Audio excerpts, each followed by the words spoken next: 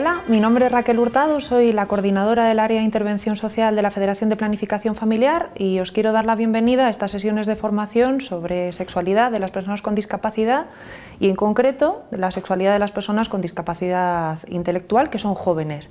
Me acompaña para ello Guillermo González. Guillermo es médico, es sexólogo. Además es presidente de la Federación de Planificación Familiar y es coordinador de ética de la Asociación Sexualidad y Discapacidad. Bienvenido, Guillermo. Buenos días, muchas gracias. Y a lo largo de estas sesiones, bueno, pues vamos a hablar de algunos temas que nos parecen clave, empezando por una pequeña foto de lo que supone la vivencia de la sexualidad en las personas jóvenes con discapacidad. Y al hilo de eso, Guillermo, leía hace poco un artículo tuyo en el que comentabas un poco tu experiencia en un congreso en el que habías estado sobre sexualidad y discapacidad, y comentabas una cosa que me llamaba la atención, que es que hay algunas personas que todavía etiquetan a las personas con discapacidad intelectual con dos características que a mí en principio me parecen como totalmente imposibles de combinar, ¿no? Por una parte son seres asexuados, por otra parte son, decías tú, lujuriosos insaciables, ¿no? Ángeles, demonios o ángeles y demonios, ¿no? Y pensaba que a raíz de esta idea podíamos tirar un poquito del hilo para desterrar, para aclarar algunos mitos que todavía siguen existiendo sobre las personas con discapacidad y su sexualidad. Y aprovecho para preguntarte, ¿tienen sexualidad las personas con discapacidad intelectual? Sí, rotundamente sí, por supuesto. Nadie puede no tener sexualidad porque somos seres sexuados desde que nacemos, incluso desde antes que nacemos, la verdad, hasta que morimos, al menos hasta que morimos, que sabemos que se acaba.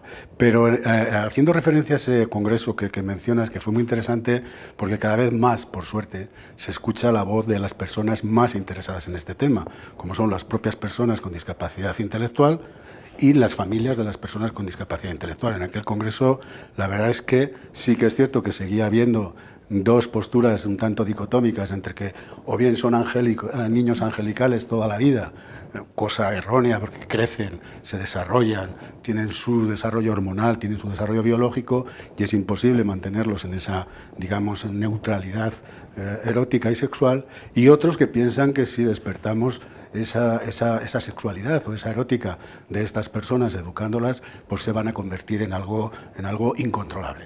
No es cierto, o sea, son personas que tienen su discapacidad intelectual, que tienen sus dificultades cognitivas, pero que son sexo desde que nacen, viven una determinada sexualidad y todavía no hemos entrado a mencionar nada que tenga que ver con la erótica y esto que tanto asusta y la amatoria, porque el sexo es lo que somos, evidentemente, y no podemos no serlo.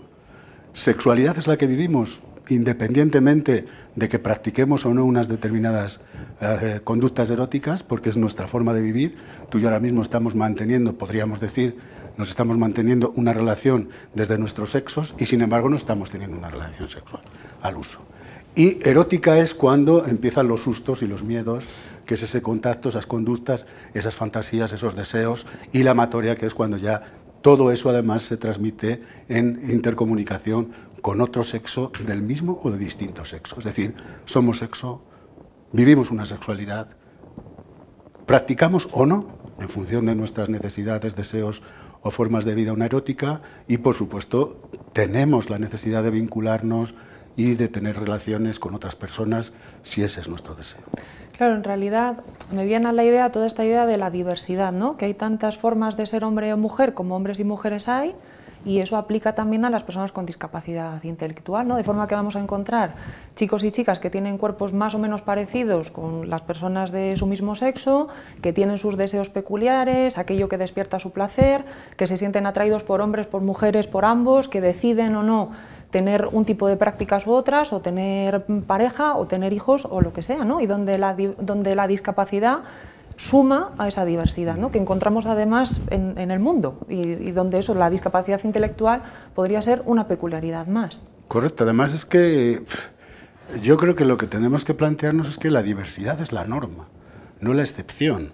Somos todos diversos, somos todos diversos sexuales, por supuesto, en gustos, en formas, tenemos nuestros matices, nuestras peculiaridades, nuestras formas de comportarnos, y además somos diversos funcionales, no todos tenemos las mismas capacidades, las mismas habilidades de comunicación. Es decir, sí que es verdad que cuando cruzamos estos dos parámetros de la diversidad sexual, es decir, las distintas identidades, orientaciones, que posiblemente sea lo más complejo del tema de la diversidad sexual, y lo cruzamos con la diversidad funcional o de discapacidad intelectual, la verdad es que la mezcla nos asusta un poco. Pero evidentemente lo que hay que aceptar, como aceptamos en el resto de las personas consideradas capacitadas intelectualmente, es que la diversidad es la norma y sobre esa diversidad hay que actuar sin miedos, con las cautelas precisas como hacemos con todo el mundo, pero no con una especial sobreprotección con las personas con diversidad o con discapacidad intelectual. Claro, al lío también de esta idea de la mezcla de las diversidades, ¿no? Yo creo que igual esa puede ser como la clave del silencio, ¿no? Esto es algo que desconozco y además cuando se mezclan diversidades todavía más, que de alguna forma me asusta y eso me lleva de alguna forma a silenciar la sexualidad, ¿no? Por una parte, la sexualidad de las personas con discapacidad intelectual, eso que decías, ¿no? Son niños, son ángeles y entonces esto no existe y además esta idea de que cuanto menos se hable de ello, más se va a proteger, ¿no? Y yo tengo la sensación de que se protege menos a los jóvenes con discapacidad intelectual y que quien se protege, que además es entendible, por supuesto, son las personas que se relacionan con ellos y con ellas, ¿no? Si no hablamos de esto, pues probablemente no abriremos la caja de Pandora y no aparecerán los deseos, la búsqueda del placer, las preguntas, ¿no? Determinadas búsquedas que de alguna forma, bueno, pues para proteger al otro me protejo yo. No, es absolutamente cierto. El silencio ya ha demostrado hace mucho tiempo en todos los sistemas pedagógicos que no es un buen sistema. No es un buen sistema, o sea, silenciar algo que es un hecho, más allá de un derecho que es un hecho, no sirve para nada. La única forma, si tenemos miedo a que nuestros hijos e hijas con discapacidad intelectual puedan ser abusados, puedan ser agredidos, puedan ser humillados, es el conocimiento, o sea, el conocimiento hasta donde puedan llegar, considerándoles personas dignas y merecedoras de una educación en toda su extensión. No podemos hacer trampas, no podemos buscar atajos de que ellos necesitan otro tipo de educación sexual, necesitan la misma. Evidentemente, en niveles de discapacidad intelectual, de características graves o profundas, los medios de ayuda, los sistemas de educación tienen que ser mucho más sofisticados, pero siempre se puede aprender algo.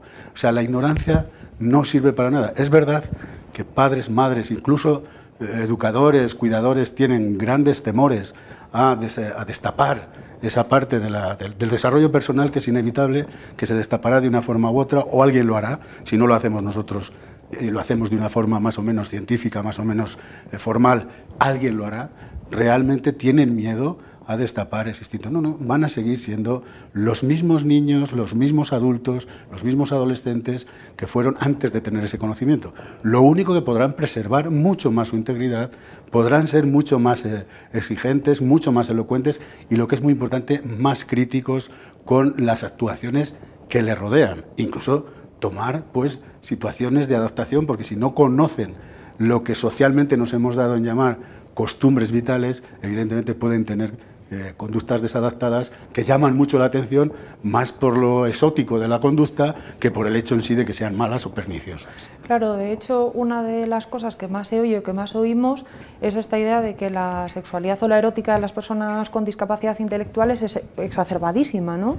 Y al hilo de esto que estamos hablando, de los silencios, los miedos, pues seguramente tenga más que ver con que no hemos educado a esas personas para diferenciar lo público, lo privado, lo adecuado, lo inadecuado, de forma que yo, en un contexto social determinado, no me sé comportar, porque nadie me ha enseñado a comportarme. O sea, no es que yo tenga un deseo exacerbadísimo y muy diferente de una persona joven que no tenga discapacidad, sino que simplemente nadie me ha enseñado cómo debo comportarme, ¿no? Entonces ahí se mezclan como los dos líos, ¿no? Por una parte, ese silencio que ya, por lo que estamos hablando, no funciona, de no nombrar, no decir, y que no capacita, y que además cuando no lo hacemos, bueno, pues lo que nos encontramos es que nos encontramos un lío todavía más gordo. Que es que... Sí, y además con rechazo social, porque esas personas, evidentemente, que no hemos educado, como tú bien dices, en lo que es privado, lo que es una distancia prudente hacia las personas, podemos pensar que todo el mundo es tocable, todo el mundo es acariciable. Si encima tenemos una parte social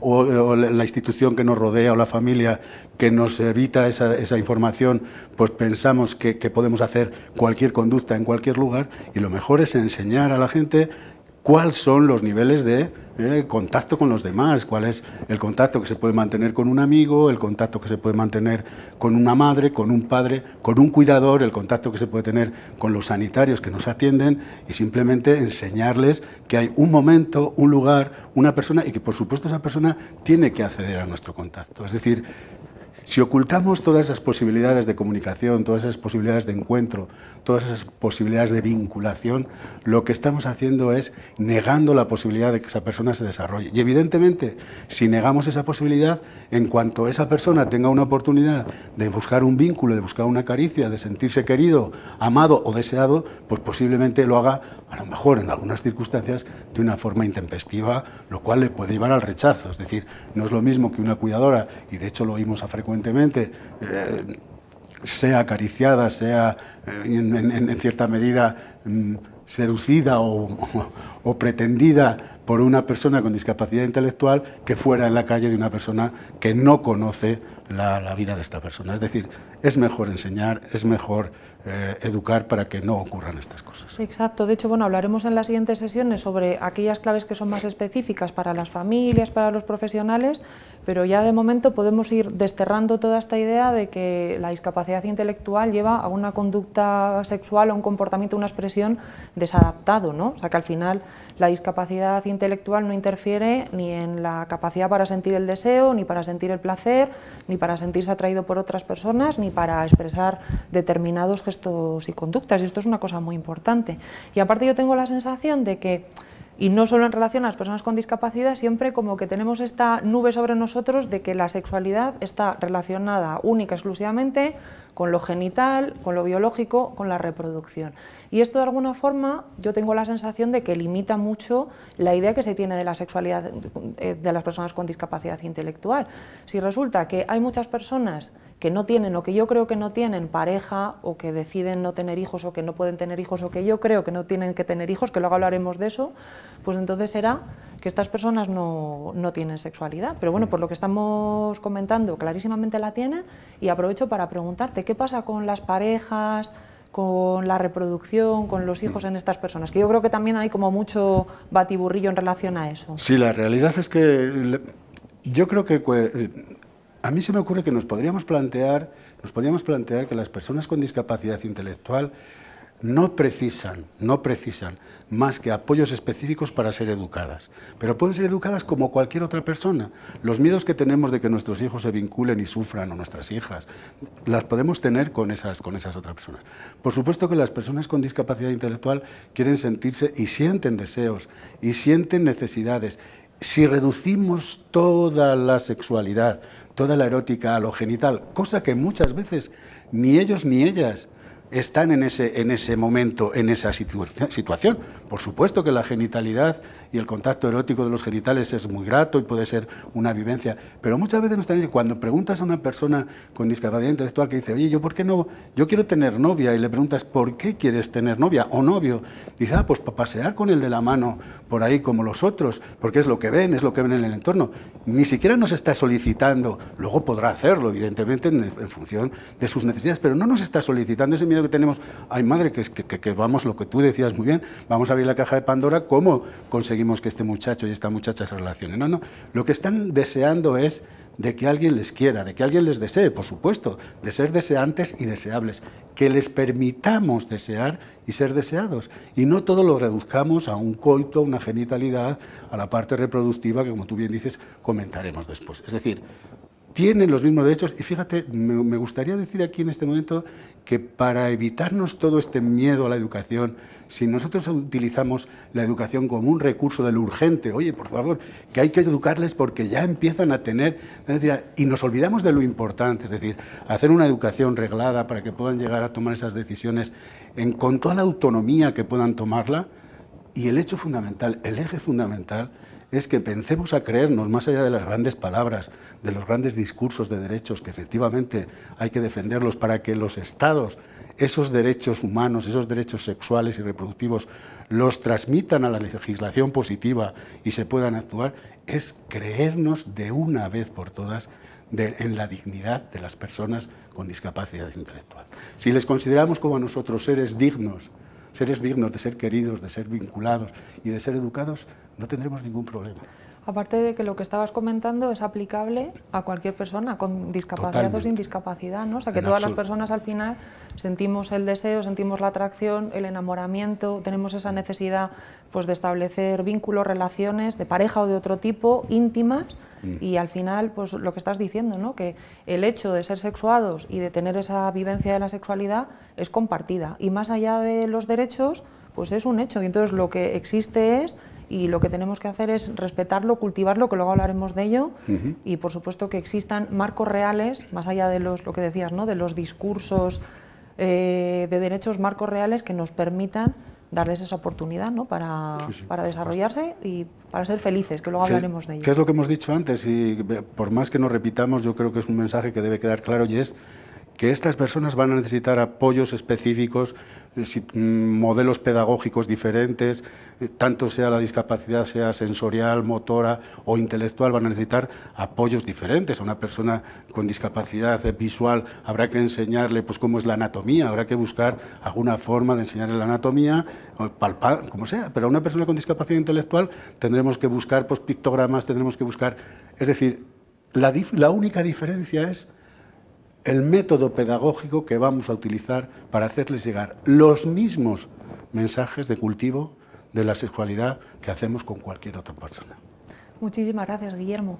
Te despedimos aquí la sesión, os invitamos a echar un vistazo a los materiales complementarios que están en la página web y también a conectaros a la siguiente sesión en la que hablaremos de claves para familias. Muchas gracias.